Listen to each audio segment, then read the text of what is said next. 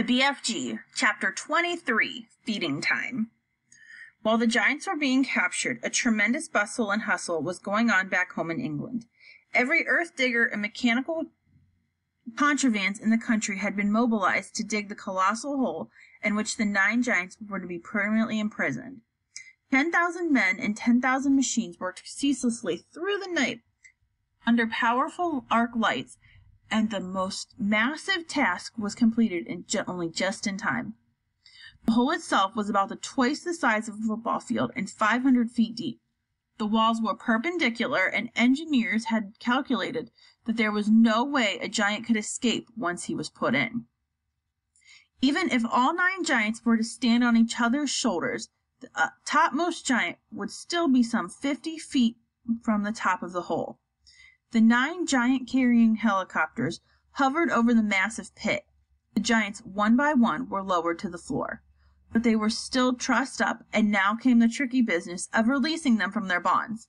Nobody wanted to go down and do this, because the moment a giant was freed, he would be sure to turn on the wretched person who had freed him and gobble him up. As usual, the BFG had the answer. "I have told you before," he said, "the giant is never eating giants. So I is going down there, and I shall untie them myself before you can say Rack Jobinson."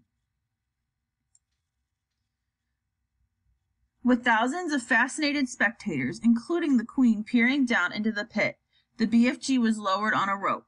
One by one, he released the giants. They stood up, stretched their stiffened limbs, and started leaping about in fury. "Why is they putting us down here in this grub-sludging hole?" they shouted at the BFG. "Because you is guzzling human beings," the BFG answered, "and I is always warning you not to do it, and you is never taking the titchiest bit of notice." "In that case," the flushed Lump Eater bellowed, "I think we is guzzling you instead."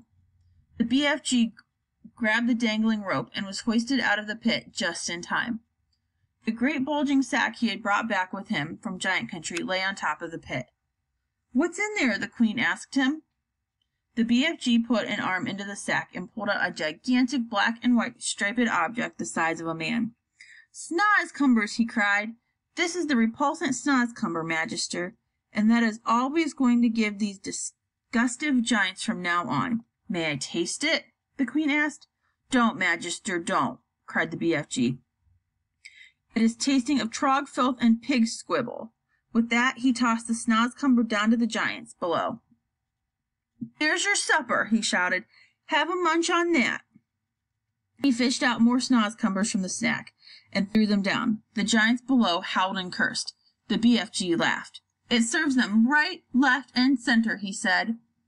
"What will we feed them when the Snozcumbers are all used up?" the Queen asked him. "They is never being used up, Magister," the BFG smiled. "I is also bringing the sack with a whole bungle of Snozcumber plants, which I is giving, with your permission, to the royal gardener to put in the soil. Then we is having an everlasting supply of the repulsant food to feed them on these thirst-blusty giants." "What a clever fellow you are," the Queen said.